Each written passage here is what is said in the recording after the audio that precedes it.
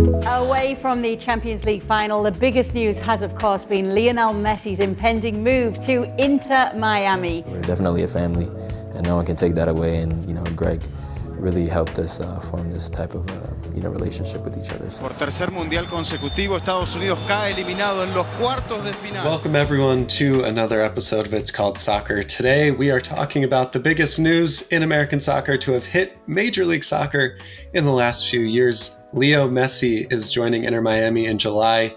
The greatest player of all time, the World Cup winner, will be coming to MLS, so we'll talk about that, his impact on the league and American soccer going into the 2026 World Cup. Also, Inter Miami is currently 27th out of 29 teams in MLS, so we'll talk about if Lionel Messi, at 35 years of age, is good enough to bring Inter Miami up the charts and into the playoffs. Then Nations League is upon us. The U.S. has a semifinal match against Mexico this coming Thursday. Depending on that result, the final or third place match will take place on the following Sunday. We'll talk about the roster, how the team might look, and some comments that have been made during the camp from Christian Pulisic and Timothy Weah defending Gregg Berhalter. And we'll talk about if this means they are really looking for him to be rehired and what we think about that. Is Gregg Berhalter the right choice to come back? What other coaches will we want to see in that? And since we talked to you last, and since you heard from us last, the U20 USA team has been knocked out in the quarterfinal stage for the fourth consecutive tournament at the U20 World Cup by Uruguay. A 2-0 loss. We'll talk about that game and who's maybe ready for some senior team minutes. All right, let's get started to talk about Lionel Messi first. Let's go to Tom Godden. How are you, man? What's up? Doing great. Started a new job. Been doing a lot of work with this satellite I work for now. It's been cool to learn some stuff about how space telescopes work. But yeah, exciting stuff going on in MLS the last few weeks. Excited chats about Leo Messi coming and all the crazy stuff that entails. And down south, Ellie, how are you? What's up? Doing good. Living life. Having a good time. Wonderful. I'm your host, Jake Landau. Let's get started and talking about Lionel Messi. Tom, you've been following Major League Soccer for a long time. You're the podcast Major League Soccer expert, the person that we go to talk about American soccer, to defend our national team players that play in MLS. What does Leo Messi coming to the league mean? I mean, it's huge. I mean, there's nothing that you can say about it except it's huge. Over a 24-hour period, Inter Miami went from less than 300,000 followers on Instagram to having more followers than any NFL, MLB, NHL, or MLS team. They have over 5 million followers on Instagram in 24 hours. If you look around the country, try to buy tickets to a Miami game, it's more expensive to buy tickets to Inter Miami home games than NBA Finals games in Miami right now. You can't find a ticket anywhere to watch Messi play in the entire country. LAFC game tickets are going for $6,500 to get in the door. It's nuts. The hype, the amount of eyeballs that are going to be on this league when he comes in. It's like nothing we've ever seen. It's 2007. David Beckham came. He sort of raised the profile of the league. We're about to get that again, except for a million times more, because this is the greatest player ever to play the game coming to play in Major League Soccer. This is, unprecedented in American sports. And he's a few months off from winning his first World Cup. He also had 20 goals and 20 assists at PSG last season, so it's not like he's washed or too old to do anything on the pitch. Ellie, I know you're a newer soccer fan and maybe weren't around for the David Beckham years. Does this usher in a new era for Major League Soccer? I hope so. I absolutely hope so. I mean, just alone seeing everybody sprint for tickets, and having seen things online, I was on, I think it was Instagram the other day, and I saw a Reddit post from someone who was like, I'm new to all this and Inter Miami and things. I'm like, what is this team? Why are we in last? Why is there no pro rel? What is this? Why are we pink? Why is this team not in Miami, even though it's called Inter Miami? It's one of those things that I think that we're in a new era where we're going to all of a sudden see a big surge in fans for MLS and potentially a rise in the league and a rise in soccer in the US. I mean, we're already seeing that trend. I think it just continues to go up from here. You guys are talking a lot about the ticket prices and what Leo Messi means to the domestic league and some of the validation that we are always looking for as fans of Major League Soccer from even our internal fan base, people that really pay attention to the Premier League or outside leagues, not Major League Soccer. I think Leo Messi coming here at least gets those eyes on him, at least brings those people to stadiums to see the product on the pitch. I think if you're someone that is thinking that MLS is where people go to retire, that thought is about 15 years too old. I think if you go to a game or watch a game on TV, you will be incredibly surprised at the technical quality, the energy that is shown on the pitch today. And there are very few players that either come here to retire or come here on a big paycheck and don't live up to that bill. I'm thinking about Xherdan Shaqiri at Chicago. I'm thinking about Insigne at Toronto, although he had an incredible goal last night that won the game for Toronto. So these players and this league and Lionel Messi joining, I feel like kind of brings us to 4.0. If David Beckham was MLS 2.0, the designated player era after that with Thierry Henry, Robbie Keane, Zlatan, MLS 3.0, this is kind of that next step. I also want to think about the external view of people not from America now watching Major League Soccer games, because the Apple deal allows people to watch MLS games from anywhere. There's no geographical blackouts. So if you haven't heard, Messi will get a slice of the pie when it comes to subscriptions for MLS Apple TV. He'll get a slice of the pie for Adidas jerseys that will sell for Inter Miami and Messi. So I feel like on two different fronts, it's American fans that have maybe shunned the league for a while and are going to be surprised when they come back and watch what this quality looks like. And then on the other front of someone from England or Sri Lanka or anywhere in the world watching MLS, having not heard of it or watched a game to really see that means a lot to the validation of this league. I think you hit it on the head, that the international validation it gives and just the eyeballs that gets in the league. Even just domestically with soccer fans, do you guys know what the most popular soccer league professionally in America is? Either Liga MX or Premier League. It's Liga MX, and it's not really close. But even going like top five, I think that the Brazilian Premier League, or the Brazilian League and the Argentine Pro League are up there for like some of the most popular leagues. And getting those South American eyes on the U.S., getting those fans of domestic Liga MX teams who Messi's going to debut during Leagues Cup, a chance to see like Cruz Azul versus Miami Inter Miami with Messi playing. You start to sort of attract these fans who maybe have lived here, maybe lived just south of the border and watch a lot of soccer to maybe start expanding into that U.S. market, start following an American team. It probably won't replace Liga MX, but at least puts MLS on the map there. Miami is sort of the gateway city to South America, to Latin America.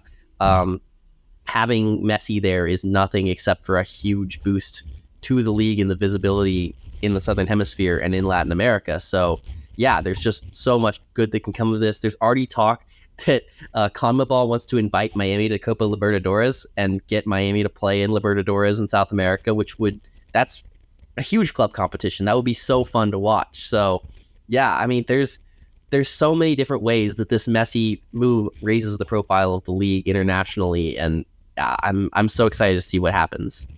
Even before Messi coming, it felt like there was a little bit of momentum within the U.S., just the groundswell of support for the national team at the 2022 World Cup. Major League Soccer, again, without Messi, has been improving leaps and bounds in quality. So looking at 2026, it was already looking positive going into that. But now we have 3 years of Messi exposure in MLS. Ellie, how has that changed your thought going into 2026? I mean, I don't know. I'm hoping that this helps expand academies. I mean, that's the thing that we're looking at, right? Looking at more players coming into the system, more players supporting the system, more players hopefully expanding us and getting us a much stronger team going into 2026. I mean, right? That's a solid 3 years away. We could get another really huge prospect coming in, and maybe they come from our MLS academy. right? With Messi coming in, that expands and gives more money, more everything, more exposure to those clubs.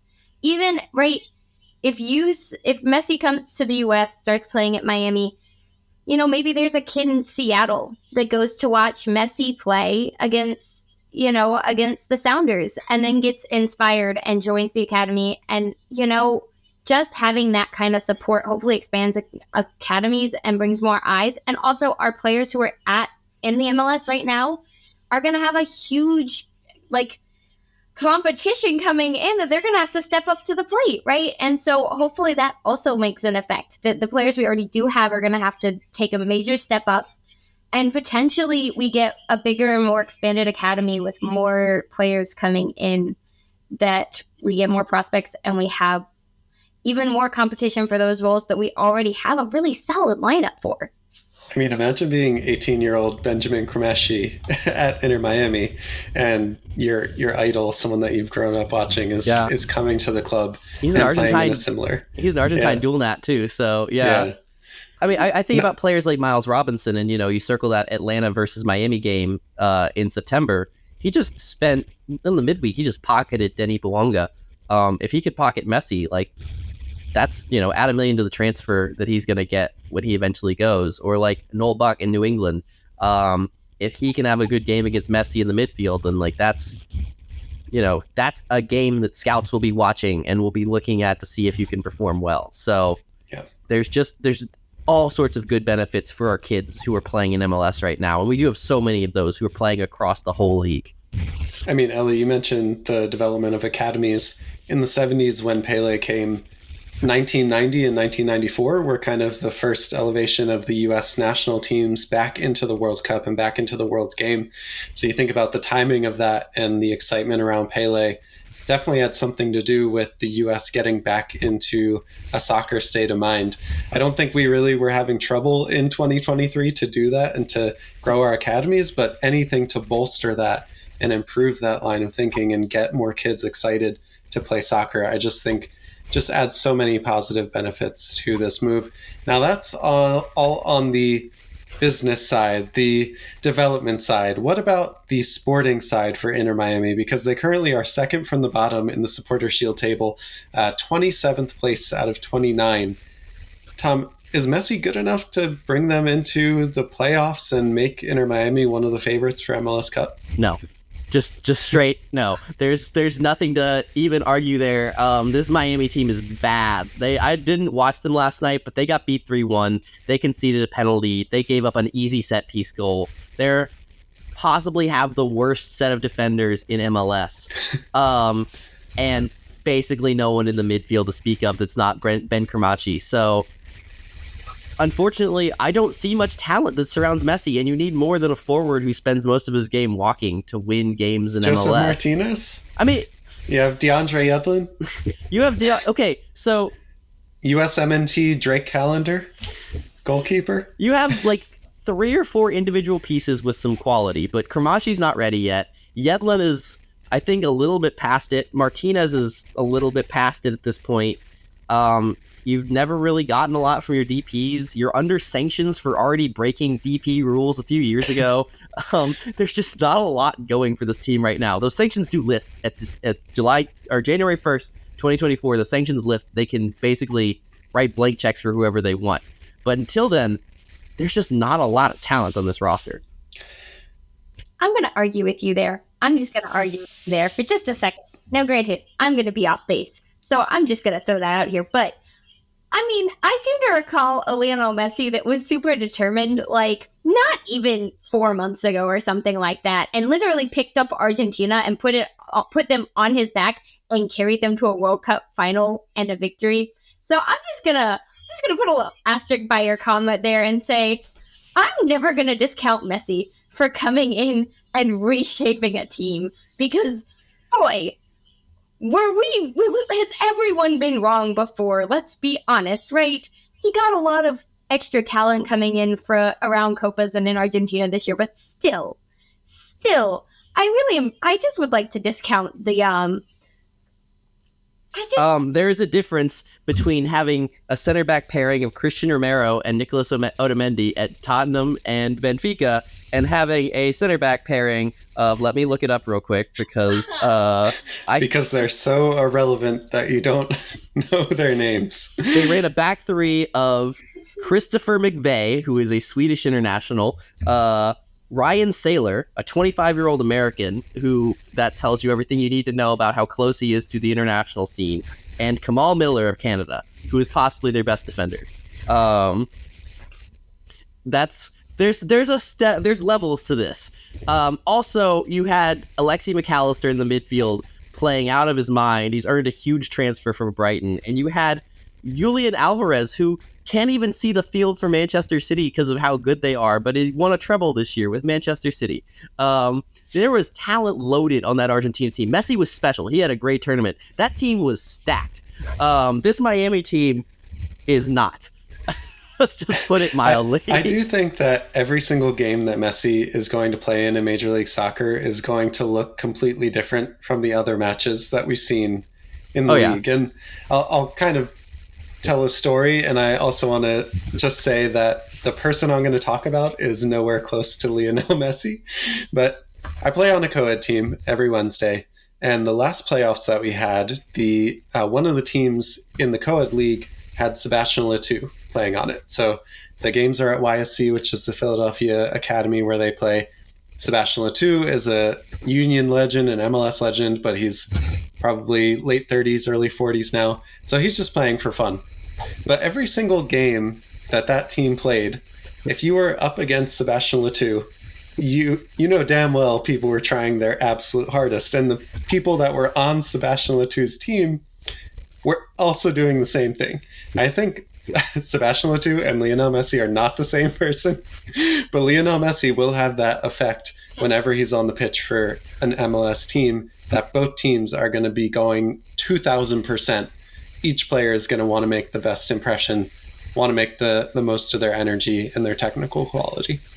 Yeah, that's true. But, Messi's not a player. I mean, he's going to get his goals and assists. That's going to happen. But he's not a player who's going to drag you to 40 points in a row, I don't think. Or however absurd many number of games they're going to need right now. Currently, they sit 7 points back of the playoff spot, which is not a huge bit of ground to make up, but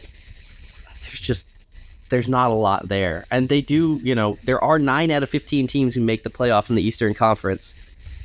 It's going to be really hard. That Miami's going to have to win some games before he gets there to really have a shot. Yeah, and it doesn't look like they're going to do much winning until he does get there. The other thing I'll say in defense of Tom in this instance is that if Messi's on the field and nothing else has changed with the club for Inter Miami, you can just mark out Messi. You can put 2 or 3 players on him. You don't have to worry about any other attacking threats. Yeah. Unless Joseph Martinez finds another gear, unless Kremeshi starts to find the goal more often and be more of a threat. I think unless they start to surround him with other players, teams don't really have to worry about anyone else on the squad, and they can just mark out Messi from the game. Yeah.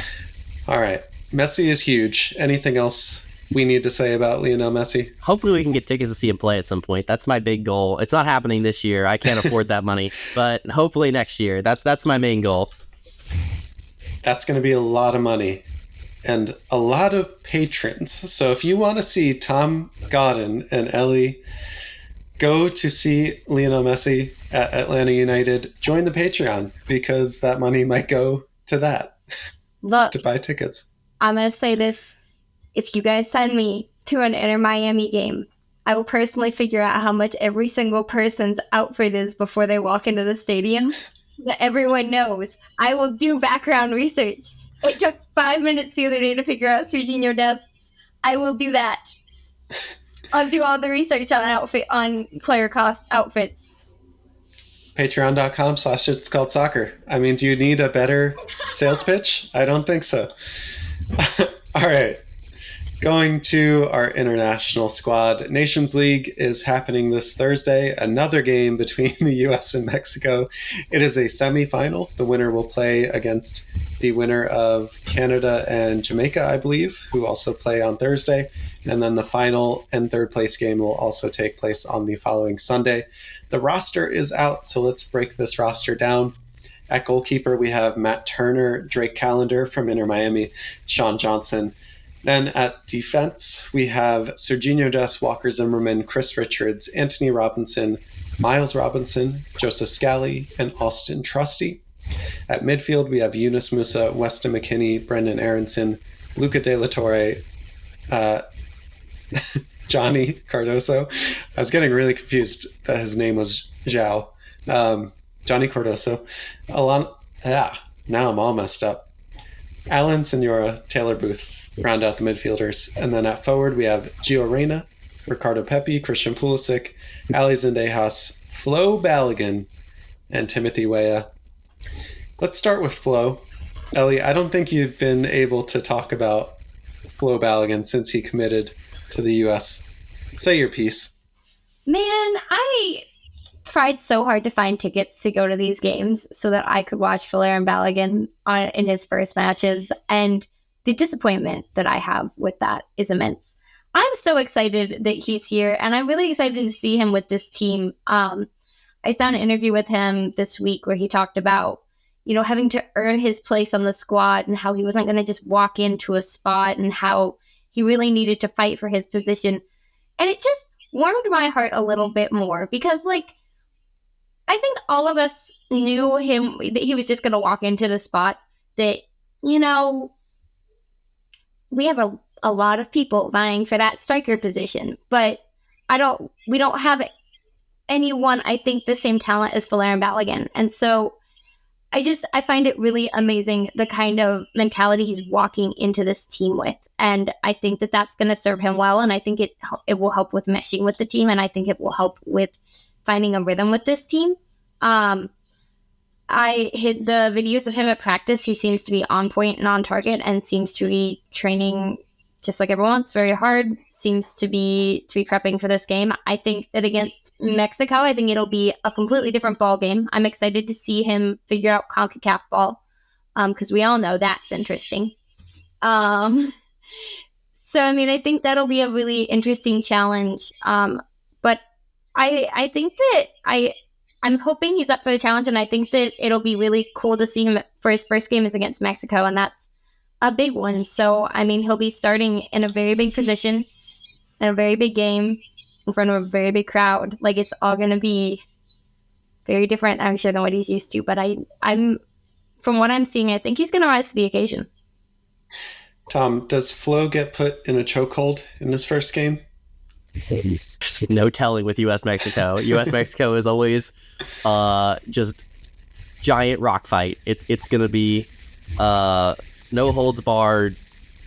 Anything goes. These games are just nuts, and it'll be fun to watch. It'll be a rude awakening in CONCACAF for sure for someone like Balogun who's never really experienced it before, except at the U17 level. So, yep. Yeah, we'll see how it goes. Do you think he starts in game one? Do you think he should start in game one? Or do you give it to the more experienced Pepi? I don't know. Personally, I think that Flo Balogun should start this game. 21 goals, 3 assists in a top 5 league. He's 21 years old. He immediately became the top scoring American in a top 5 league as soon as he committed to the national team.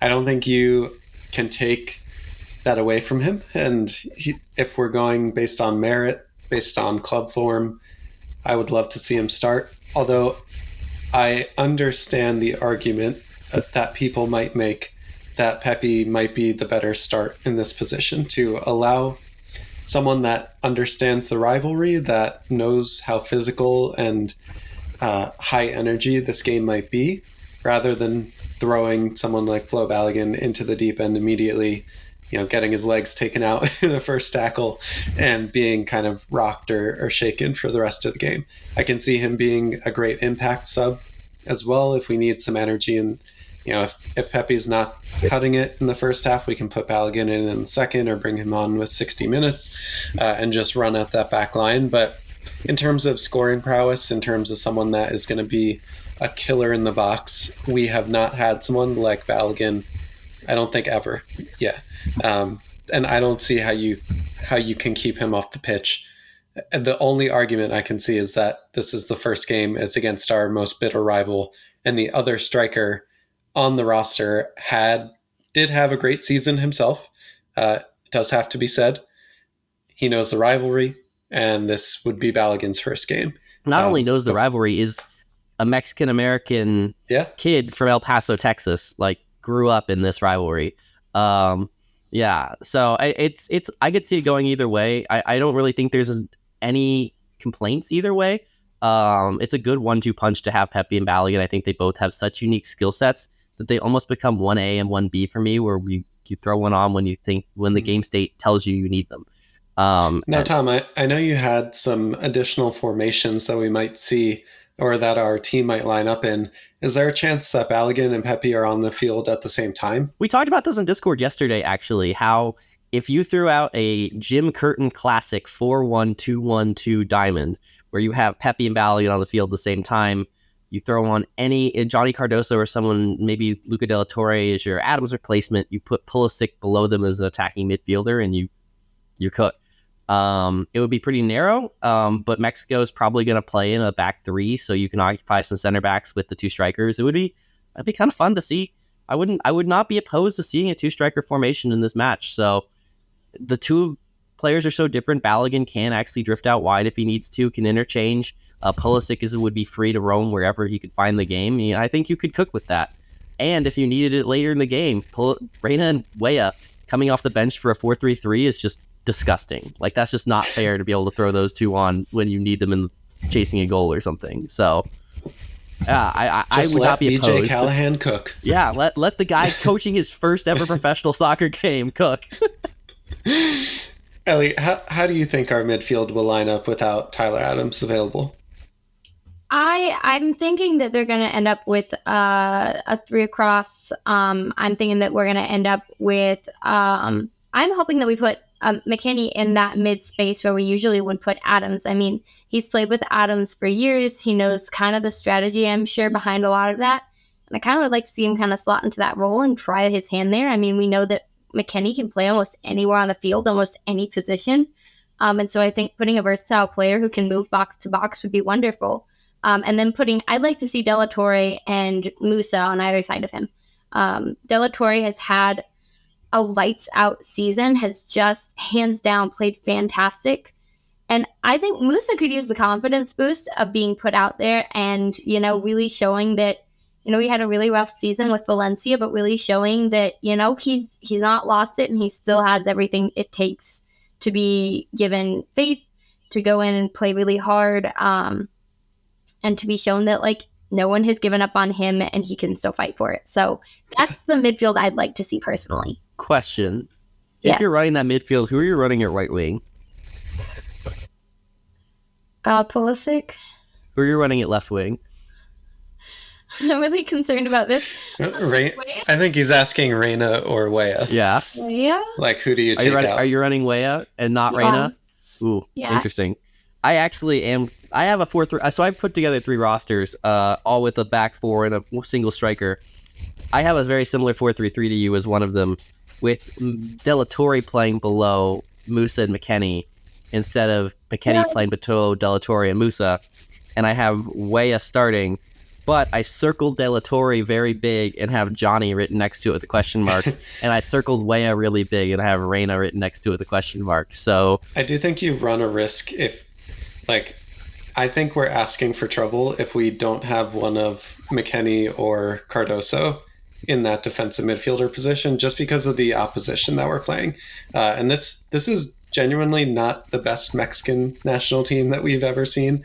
I expect them to be quite physical and kind of give us that kind of game. And I worry about while Luca de la Torre will be amazing as a shuttler of the ball and help us keep possession, really thinking about protecting that back line and being able to match that midfield physically.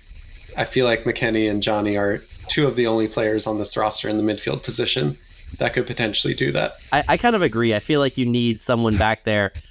This midfield is giving me headaches because it is so and it's such a weird group without Adams, and also Mexico is basically speed FC up front with Jimenez and Antuna up there. They don't have Lozano, which is a huge blow to them, and kind of sucks that we don't get to face a player of that quality. But there's still enough talent and speed across that front three that they can really punish you quickly. So I want someone to cover the back line. And I sort of worry. The other sort of... I kind of like the idea of Johnny playing in this game just to sort of add some defensive stability. Or what do you guys think of going to a back three? Take this whole thing out of the game and just stick Walker Zimmerman in the center of a back three and just sort of concede that the best way to counter a back three is with a back three, and you put some athletic center backs back there who can cover you. I mean, I think Zimmerman is great in the air. He's probably not the most athletic and speedy center back. I think we do have three on the roster, though, that could do that well against Mexico. I just don't know if it would work because they haven't really had any time to play together. And I'm talking about Chris Richards, Miles Robinson, and Austin Trusty.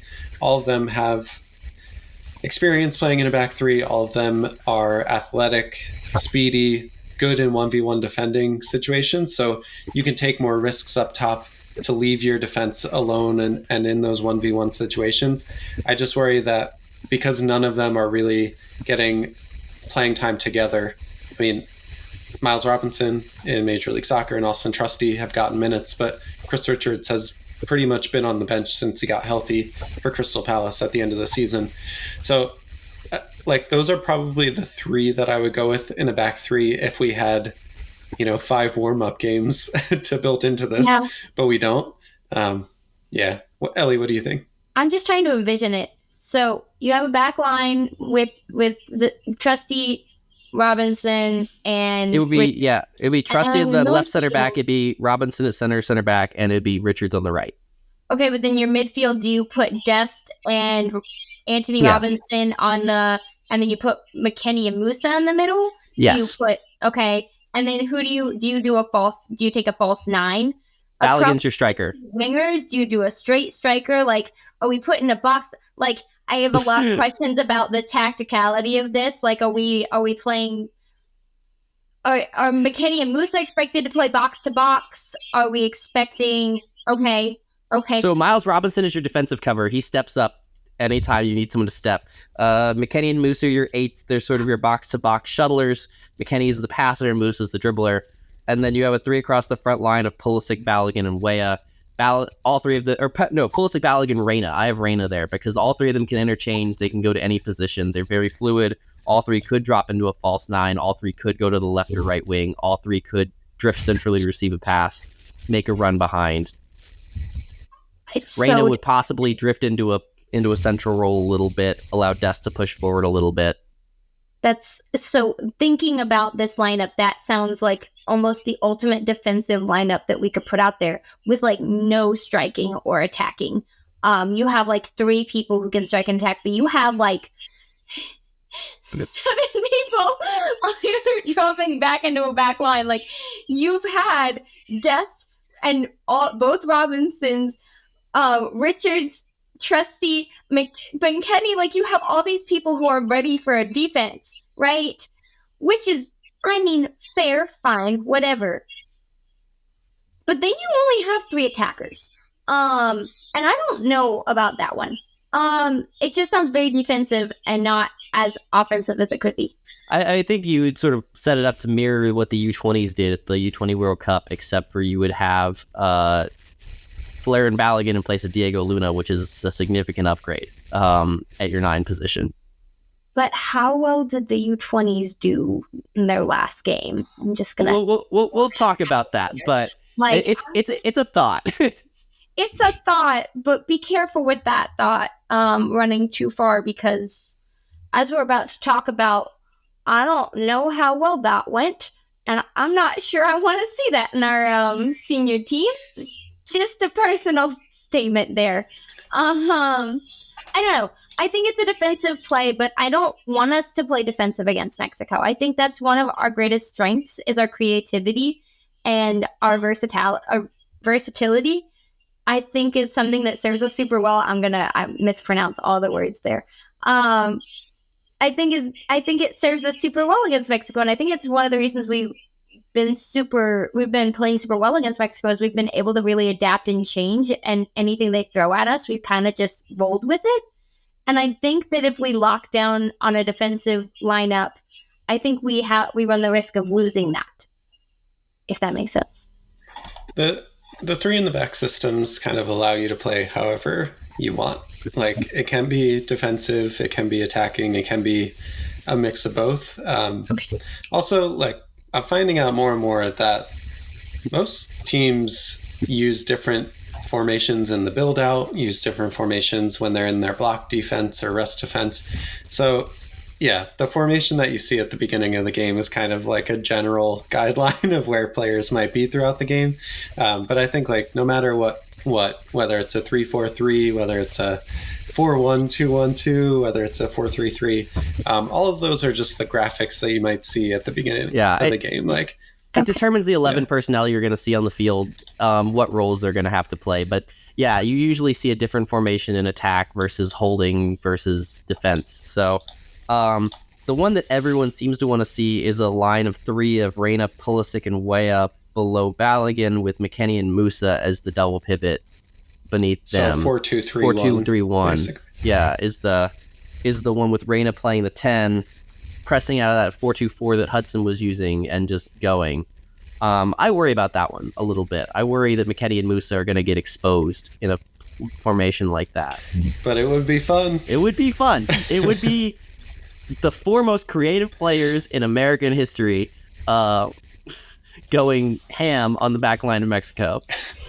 We've already seen Reyna once just take out the entire Mexican team on a dribble. So if he could just glide skillfully past them with the talent that would be around him in that formation, it would be fun to watch. So I'm not opposed to seeing it. I do worry about it though, because I don't trust McKennie and Musa that much when we're pressing to provide the defensive cover we need. Well, you know who hates a 4-2-3-1 and the number 10? Gregg Berhalter. So earlier this week at the Nations League camp, there were a few players that were asked questions that might have related to Gregg Berhalter or might not have. And they made some comments to the media in obvious defense of Gregg Berhalter, even going so far as to say, we hope that he comes back. So Christian Pulisic and Timothy Weah were 2 of them in the camp. They eventually sparked outrage with USMNT Twitter because of that. People say they should be kicked off the team now for their comments, but we don't prescribe to that. I would like to ask though, how much are these just players protecting their own playing time in case Gregg Berhalter gets rehired? Are they making genuine attempts to speak their mind? And do they want to see Gregg Berhalter back? Is it basically, are the players lobbying for Gregg Berhalter to be back? And that goes very counterintuitive to what the current, groupthink is within the USMNT community. I can't really get a read on it. Part of it is I think that the state of the program when Berhalter took over versus when he left it is so different that of course these guys are going to have really good feelings towards him. He took them from a team that was in disarray, a team that was just throwing youth at the wall and seeing what stuck after a brutal failed World Cup qualifying campaign, and took them to the round of 16 at a World Cup. Qualified, won some trophies, played some iconic games. So of course they're going to look fondly on and back on him. And it also came during a period of pretty big turmoil at a lot of these guys' clubs. I mean, Pulisic has had an awful time at Chelsea the last few years, and the national team's sort of been his escape. So some of it is just going to be, I think these guys grew a lot as national team players under Berhalter, and some of it might be that they truly do want him back. It's hard to get a read on them. I do wonder if some of it is intentionally done just to sort of mess with Twitter a little bit. Like they're sort of taking turns saying this stuff just to see how people will react. But when they go out to dinner at night, they talk about how they're gonna stir the pot. The best one would be if they go out to dinner next and say, "All right, Flo, you're up." Ellie, what would Flo say about Gregg Berhalter? I mean, I think the thing that the common thread I'm seeing between every single comment is Gregg Berhalter made it feel like a community. And having read a little bit about just what he did in Qatar alone, he seemed to work very, very hard to make the players comfortable and make them feel safe, bringing in families, bringing in things that he knew that they liked, so that he could make them feel comfortable in spaces that he knew that they may not feel comfortable. And so I think what Balogun might come in and say, right, is something along the lines of, I want a coach who cares about me, right, who thinks very specifically about what makes me happy and what brings me joy, and then went out and did that thing so that he could help support me. And so, I mean, I think that's the common thread I'm seeing in all of these, right? Yeah. And so the comment from Christian Pulisic on Gregg Berhalter is, I think he is still considered. I think he should be considered. I think he did a great job with the team. He brought us a long way. I think a lot of people and a lot of guys in the team especially would agree with that. That is Christian Pulisic's quote. I also want to read the first Reddit comment on this quote, which is, I do not trust Pulisic to know anything about top-level soccer or the U.S. men's national team. I only trust the posters on Reddit and the geniuses on Twitter. Let's not perfect. Talk to our only player in men's national team history to have won the UEFA Champions League about what he knows about soccer. So shout out to John's the Squire on Reddit for that amazing comment. It seems like the players grew a lot under Gregg Berhalter. Exactly what you were both saying. They feel a connection, not just to their teammates, but to him. And I think also, like, I've seen in the behind the scenes videos from the US national team that they put out on YouTube, like, if you go back to 2018, 2019, there are a few moments where Gregg Berhalter says something in the locker room and everyone's just silent. Like, everyone's just kind of looking around. And then there's moments in World Cup qualifying where he does say something awkward or silly, and they all kind of like laugh at him as if it was a dad joke. And it seems to have a lot of inside jokes. It seems to have a lot of that feeling of just like, yeah, okay, you're not 20 years old like us, but we appreciate you, we respect you. I'm a staunch believer that you should only be a coach of a national team in the 4-year World Cup cycle. So all of this to me is kind of irrelevant. I don't think Gregg Berhalter is the coach that gets us to a semifinal or a final in the World Cup. I do think he's a safer bet than most people feel to get us to a quarterfinal, to get us to the final 8 in the 2026 World Cup. But if I'm just thinking about who's the next best person to really take us to what we're kind of all expecting from a home tournament in 3 years, when a lot of these players are more in their prime, I don't think that's Gregg Berhalter. But is that person in the current pool of candidates, is my question. I mean, Pep Guardiola needs a new challenge, Tom. He does. I'm walking out. I mean, Pep does actually need a new challenge. He's basically done everything you can possibly do in Europe at this point. So, yeah, I mean, maybe, but I still doubt that anything like that's ever going to happen. There's just not a lot of people, especially who are top 5 league coaches, who are going to take a pay cut to coach a national team, I don't think. Yeah. Without some connection to the club. The one selling point is that you can win the first World Cup for the U.S. on home soil. But even, okay, we've talked about this before, even if you add a coach who is tactically brilliant, someone like Jose Mourinho, who is built to win knockout games of tournaments, with the current player pool the U.S. men's national team has, do we think that a coach alone is enough to elevate you beyond more than like the semifinals? Okay, so club teams are meant for coaches to come in and improve their players to the point where they can compete at the level that the coach wants. I think for national teams, that is a little bit flipped. You kind of need to extract the most amount out of your players that you can at any given point in time because you don't have the time to train them. So with that being said, I would much rather have someone that does two things really well. The first is build that team environment so that everyone is running through a brick wall for each other, because energy and athleticism does mean a lot still, as much as we want to talk about technical ability and everything. The second piece is that tactical mindset. I personally feel like Jose Mourinho is probably a little bit past it at this point. I don't really think he's innovated on his style in the ways that I've seen Pep Guardiola and the Klopps of the world innovate on their style, which to me still feels like they're experimenting, like they're figuring out new things. But Jose, like, I know we're getting into specific coaches, but I don't think Jose Mourinho has really moved on from his one trick. He also would be the worst coach for a youth revolution that exists in the entire world. Look what he did to my guy. Look how he ruined Dele Alli. I mean, you talk about a coach who'd have players running through a brick wall for each other. I mean, they would all hate him, like, immediately. Like, maybe that's what they need. They need a common enemy that they can all hate together, and that's the way that the team gets built. That would be ridiculous. But yeah, I just struggle to find a good coach for this pool. I personally don't think Berhalter's coming back. I don't think that he should. I think that it's time for him to move on. There's just too much bad blood in the water at this point, which is just sad. Yep. I think he did a good job. I think that the players are right to compliment him. I will always look back fondly on his tenure, but I just don't see any way that he makes that decision to come back, where the USSF, after taking 8 months to hire a coach, goes back to the guy that they had previously. And if they do, I might be kind of frustrated by that. So, yeah. Okay. I'm kind of done with this conversation. Ellie, who's the one coach that you're bringing in? Emma Hayes.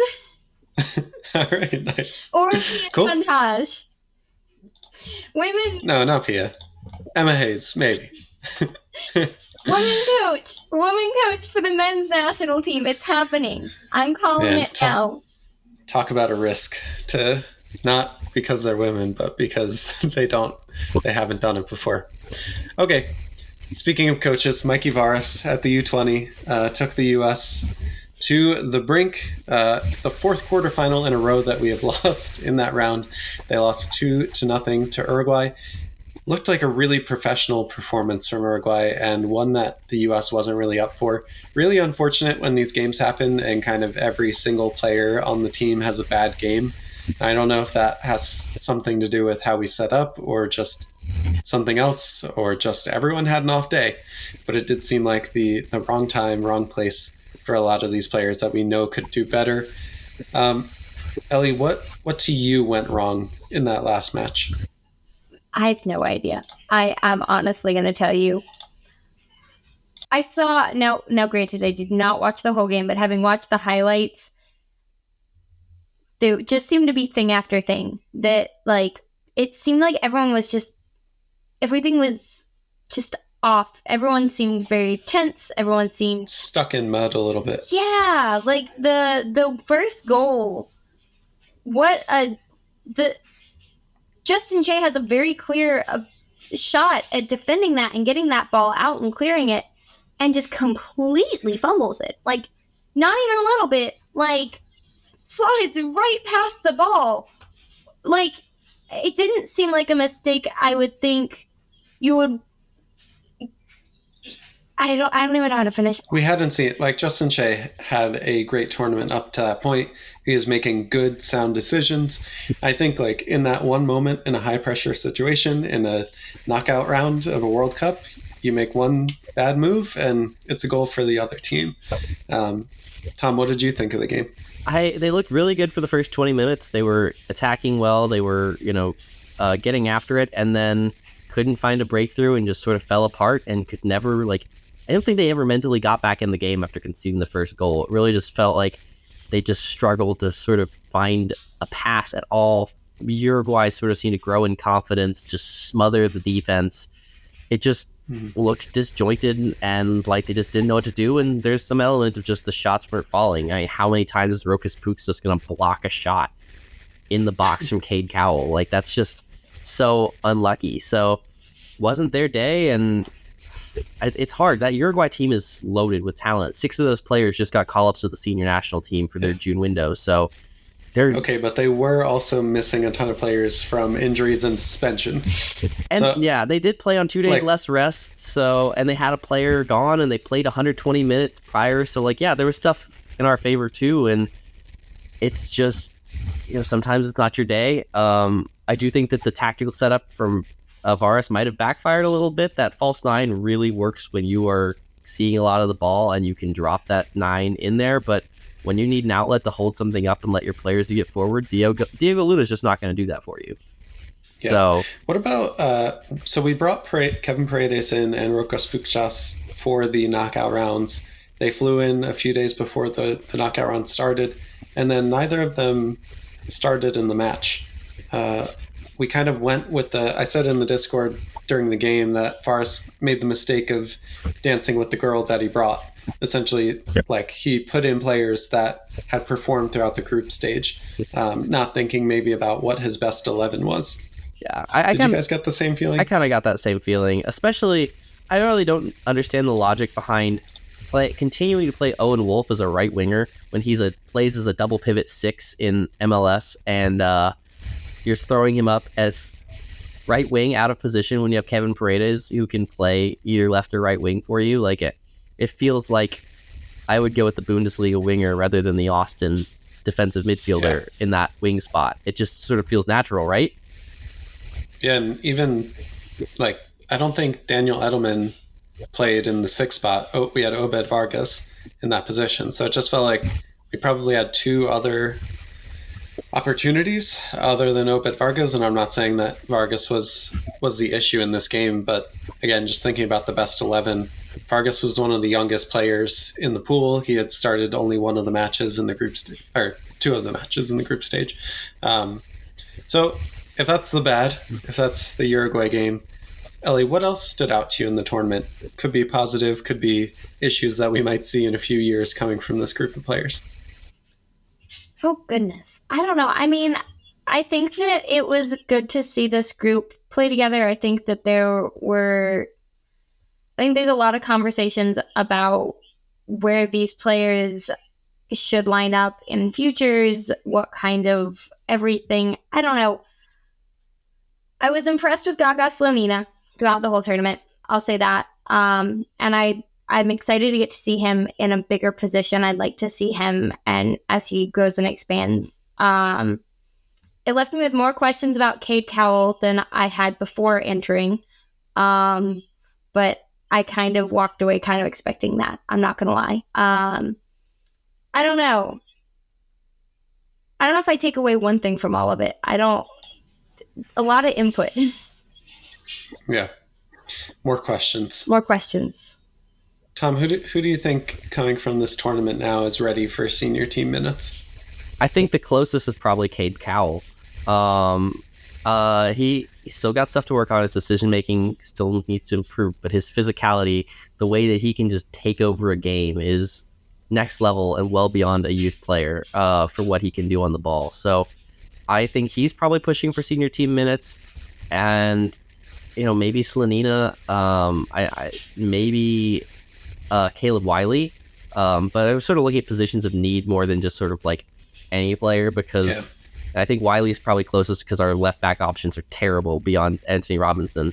Slonina's probably closest because the goalkeeper slot is sort of up for grabs. Cowell's probably closest because he's physically just well beyond youth games. Beyond that, it's hard to sort of tell. I liked what I saw from Brandon Craig, but I would like to see him do it in MLS first. I liked what I saw from Obed Vargas, but I think he's still got a little bit of maturing to do. I like what I saw from Diego Luna, but again, I need to see it in MLS first. So yeah, there's a lot of players who played well, who stood out, who I just think need to show it on a professional soccer field before they start pushing for national team minutes. That final game was kind of unfortunate from the perspective of so many players, and like, I'll even say Mikey Varas' stock to me was rising, and I just feel like that game against Uruguay crashed everyone. Cooled me off on Varas, cooled me off on Brandon Craig. Craig, I think, did really well in the first 4 matches because we could see all of the positives and none of the negatives. We could see the passing range. We could see his defensive awareness. But then when it came to athleticism and being in the right place at the right time, that was kind of found out against Uruguay. I think about, Caleb Wiley had a good tournament, but maybe wasn't able to do it against a Uruguayan opponent. Just a lot of players that were shooting up in that stock and then kind of cooled off in that last game. So Caleb Wiley's one that really confuses me because I didn't think he had the best tournament. I think he played well, and there were some moments of pure magic from him. But he gets back from that. He lands in LA and joins Atlanta in LA and immediately comes off the bench and provides the 2 best chances for Atlanta in a match against LAFC. And then comes out and plays spectacular on the weekend in a 3-1 win. He looks far and away like one of Atlanta's best attackers when he plays for them week in and week out. But he didn't really look like that with the U20s. I don't understand how he is so dominant in MLS, and so this doesn't quite look as dominant with the U20s in a youth tournament. Could be chemistry with the team, could be the formation and the position that he's playing. Like, I'm assuming for Atlanta, he's playing strictly left wing, as part of the 3 attacker line. But in the U20s, he was playing a left wing back position as part of the back 3, back 5. So could be that. I think I saw a lot of good from a lot of players that showed me that they have potential to become something. And from 1 to 23, or however many players we had on this roster, I felt like this was the best roster that we've seen from a U20 team. Just, we could have played, maybe there was a best 11, but we could have played legitimately every single one of those players as part of the starting 11 and made a case about them. Yeah, maybe Wolf was in the wrong position, not playing his MLS position, but it just feels like this team has a lot of growing to do, but a lot of opportunity to potentially join that senior team in the next few years. Yeah, I think so. Although I don't see anyone who's as ready to slot into the senior team as I did the last time this tournament happened. Last time this happened was 2019. Serginho Dest was... We had some high-ceiling players in that team. Serginho Dest, Tim Weah, Chris Richards, all had spectacular tournaments, and sort of immediately, you could tell, these guys are ready for it. Dest went back and won a spot at Ajax after that tournament. We don't have anyone who's going to do that coming off this tournament, but we have some players. Ricardo Pepi and Paxton Aronson weren't with the team, but they're kind of in that category as well. They were eligible. Mm-hmm. Yeah, fair. I still a little bit lower than what Dest was doing. I mean, he went to a Champions League semifinal off of that U20 World Cup. But yeah, there were some crazy good talent in that team, and there's some good talent in this team too, even with the players missing, who I think are going to have great careers. I mean, we haven't even talked about Jack McGlynn and what he can do on the ball. So it's the sky's the limit for this. Winder is going to Benfica. Yeah, I mean, their last 18-year-old center back is the most sought after center back in Europe now at Benfica. So who knows what these guys are going to do? Jonathan Gomez looked really good in this tournament, and I think he's going to push for a spot at Sociedad. So you never know with these guys. It's kind of you've got a bunch of lottery tickets and you're hoping a few hit. Good things ahead. Unfortunately, that we lost to Uruguay, but we'll be back again, potentially in another quarterfinal in another 2 years. We only have to wait 2 years between the Youth World Cups. All right, that is it for our show. Let's go into last words. Ellie, what you got? Do we want a surprise, or do we? Let's just. It's going to be the same. Support your lower league soccer teams. Seasons are getting started. They're pretty. Actually, I guess they're underway at this point. They're midway through now at this point. Yeah. Supporting women's teams where you can. I've heard some telling news about some new women's leagues popping up, which is super exciting. For the lower levels. And just keep a watch out. I mean, it's crazy. Just what a wild place to find such interesting drama and wonderful excitement.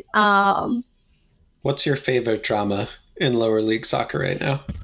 Man, just the arguments between our USL, MLS Next Pro, and NISA, the 3 leagues. It's just the amount of just angry everything. They're just such angry leagues. And there's so much competition. I'm kind of wondering how long all of them last. And I think my favorite drama is kind of seeing what changes are happening in the leagues and kind of seeing leagues that you're looking at. You're like, are you going to die? Are you going to survive another 2 years? Looking at you, Nisa. I don't know what's going on there. How long until MLS Next Pro just takes you? And how long will USL survive against the MLS Next Pro model? Are we going to end up with promotion relegation in the United States? Like, can Messi bring that to the US? Like, so much drama, so much, and just the pettiness between the leagues. Like, I'll tell you, living in a town that technically has 2 teams, it's very interesting to see the drama between USL and NISA and MLS Next Pro and see just how much they hate each other, just how much the legal battles happen. So if you're looking for your next drama, don't go to The Bachelor. Look at lower league US soccer. Boy, you'll find it there. Look up how Chattanooga Red Wolves got their start. Don't worry, I'll bleep that out. I'll bleep out their name. You can the Eastridge team, the Sad Wolves. There's so many other names. There's only one team in Chattanooga. Like, they bleed blue, not red. Tom, what you got? I'm gonna take it a little bit more somber note today. We just got word a few hours ago that American Outlaws lost a huge member of their community. Ben Cowherd was a drummer for AO Nashville for many years. He was a huge member of the Nashville soccer community. Passed away tragically today at 35 years old, which is a huge loss to us. He'll be sorely missed at U.S. games, banging that drum, at Nashville SC games, banging that drum. He was a dear friend of mine, helped me get into soccer when I was just starting out. And, tell your loved ones you love them, cherish every moment you have, because, life is short. So Ben will be missed. There will be tributes to him at the next few American Outlaws events that we have out in Vegas for these next 2 U.S. games. And yeah, we lost a really awesome member of the U.S. community today. All right. My last word is I love you guys. Thanks for doing this pod with me. I appreciate you. And we will see you next time on It's Called Soccer. The Nations League should be done, and we should be able to talk about the results and how Flo Balogun scored 17 goals in 2 games, breaking all records for the U.S. We'll see you next time.